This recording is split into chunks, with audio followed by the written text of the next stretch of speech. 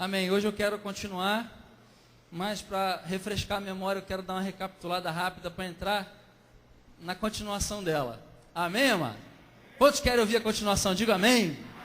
Aleluia. Então, Lucas capítulo 7, versículo 36 em diante, é a partir daí que a gente faz uma reflexão e até o final uma absorção do Evangelho no nosso coração. Amém? Quantos já abriram, digam, achei. Então vamos lá. Versículo 36. Convidado por um dos fariseus para jantar, Jesus foi à casa dele e reclinou-se à mesa. Ao saber que Jesus estava comendo na casa do fariseu, certa mulher daquela cidade, uma pecadora, trouxe um frasco de alabastro com perfume e se colocou atrás de Jesus, a seus pés. Chorando, começou a molhar-lhes os pés com suas lágrimas. Depois os enxugou com seus cabelos, beijou-os e os ungiu com o perfume. Ao ver isso, o fariseu que havia convidado disse a si mesmo: se este homem fosse profeta, saberia quem nele está tocando e que tipo de mulher ela é, uma pecadora. Então lhe disse Jesus: Simão, tenho algo a lhe dizer. Dize, mestre. Disse ele: 2 homens deviam a certo credor. Um lhe devia 500 denários e o outro 50. Nenhum dos dois tinha com que lhe pagar. Por isso, perdoou a dívida a ambos. Qual deles o amará mais? Simão respondeu: suponho que aquele a quem foi perdoada a dívida maior. Você julgou bem, disse Jesus. Em seguida, virou-se para a mulher e disse a Simão: vê esta mulher, entrei em sua casa, mas você não me deu água para lavar os pés. Ela, porém, molhou os meus pés com suas lágrimas e os enxugou com seus cabelos. Você não me saudou com um beijo, mas esta mulher, desde que entrei aqui, não para de beijar os meus pés. Você não ungiu a minha cabeça com óleo, mas ela derramou perfume nos meus pés. Portanto, eu lhe digo, os muitos pecados dela lhe foram perdoados, pois ela amou muito. Mas aquele a quem pouco foi perdoado, pouco ama. Então Jesus disse a ela: seus pecados estão perdoados. Os outros convidados começaram a perguntar: quem é este que até perdoa pecados? Jesus disse à mulher: sua fé a salvou. Vá em paz. Senhor Deus, Pai Santo, nosso Deus e nosso Pai querido, obrigado pelo privilégio, Deus, de mais uma vez estarmos aqui reunidos como igreja. E só temos razão de existir porque estamos aqui como igreja. Só há projeto Vida Nova enquanto está sobre a videira ou ramificado em Jesus. Projeto Vida Nova só é chamado de igreja enquanto sob o fundamento que é Cristo. Projeto Vida Nova não está fundamentado nele mesmo ou numa visão própria. Projeto Vida Nova, assim como qualquer lugar que se chame igreja, Senhor, só tem este privilégio de ser chamado igreja, esse ajuntamento de ser chamado uma congregação dos santos, enquanto estiver sob o fundamento verdadeiro no qual é Cristo.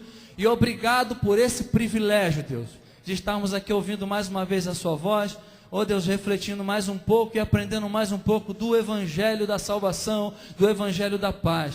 Eu te peço, Pai, Deus, que no abrir da minha boca, não seja eu falando, mas o Teu Espírito falando a cada coração, entrando em cada percepção, em cada nível de consciência, seja absorvido a porção que Tu queres sobre cada consciência aqui presente, em nome de Jesus. Você pode dizer amém? Amém.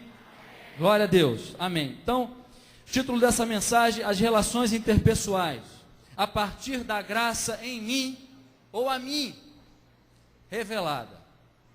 Significa que as minhas relações, como eu estava dizendo, na última quarta-feira, elas devem acontecer a partir daí, dessa graça em mim revelada, ou a mim revelada, dessa experiência da graça em mim. O que é graça? Favor imerecido. Por quê? Como é que é isso, pastor? Eu não merecia justiça, eu sempre fui injusto e vivi baseado na minha própria justiça. Mas Deus enviou o seu Filho, demonstrando o seu amor eterno por mim. E na imerecibilidade desse amor, Ele me salvou a si mesmo, sendo eu ainda pecador. Isso é graça de Deus. Não sou digno, jamais seria, mas Ele me amou a si mesmo e foi em primeiro lugar. Não fiz nada, eu estava de costas e era inimigo dele. Ele estava aqui, eu estava de costas indo cada vez mais para longe dele. mas ele envia o seu Filho. E o Evangelho de João 3,16, muito conhecido, diz: Deus amou o mundo. Deus não amou a igreja. Deus amou o mundo de tal maneira. Ou seja, no português não tem uma palavra para se encaixar aí. Aí o escritor coloca assim, olha, de tal maneira, de uma forma, que ele enviou o seu próprio Filho. Ele mesmo se fez carne e vem na pessoa do seu Filho. Essa é a maior demonstração do amor de Deus, o eterno, do Criador. E ele fez isso antes mesmo de nós termos nascido. Antes de você nascer, ele já tinha uma provisão e uma reconciliação para mim e para você. Quantos podem dizer amém? Essa é a graça de Deus. Se nós não tivermos consciência disso, desse fato concreto, dessa experiência subjetiva, no sentido de ser uma revelação, uma verdade para mim, experimentada em mim, existencial hoje em mim, eu vou me equivocar ao longo da caminhada na fé. Quantos me entendem, digam amém. E eu acredito muito que é a partir daí que acontecem muitos equívocos na nossa vida, na nossa caminhada. Há muitos que entram para a religião e são formados ou conformados pela religião. Na verdade, saem de um costume para outro, sem passar ou sem ter a consciência dentro de si dessa graça. E aí, leva-se o título de crente ou de discípulo, sem ser, porque só dá para se ter essa descrição, ou levar essa placa, esse emblema em si, aquele que experimentou tal graça e tem consciência dela no coração.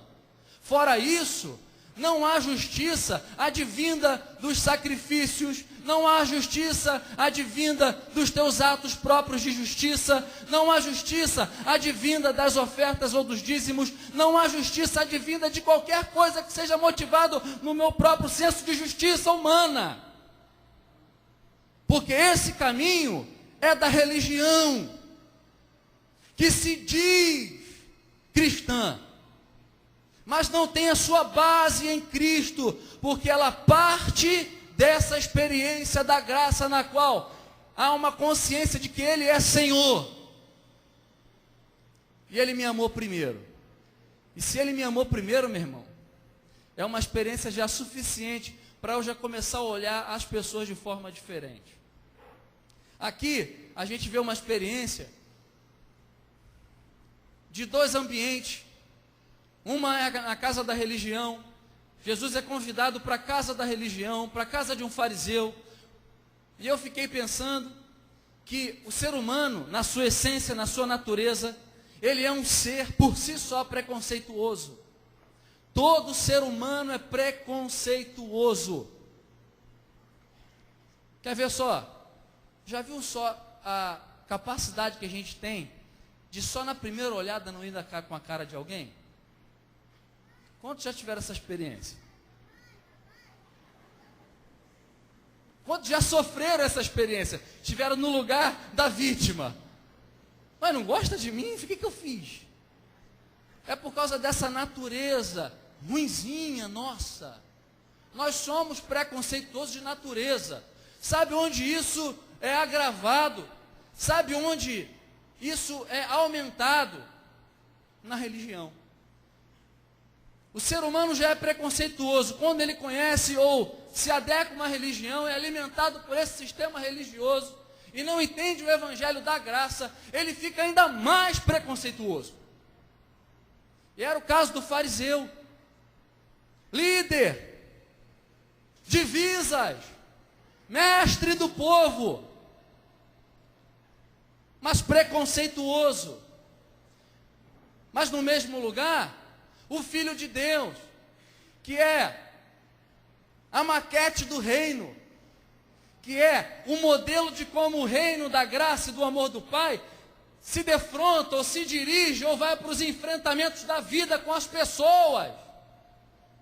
Então você tem o fariseu, que é religioso, que é preconceituoso e que a princípio, quem vê de fora, aí estão os homens de Deus.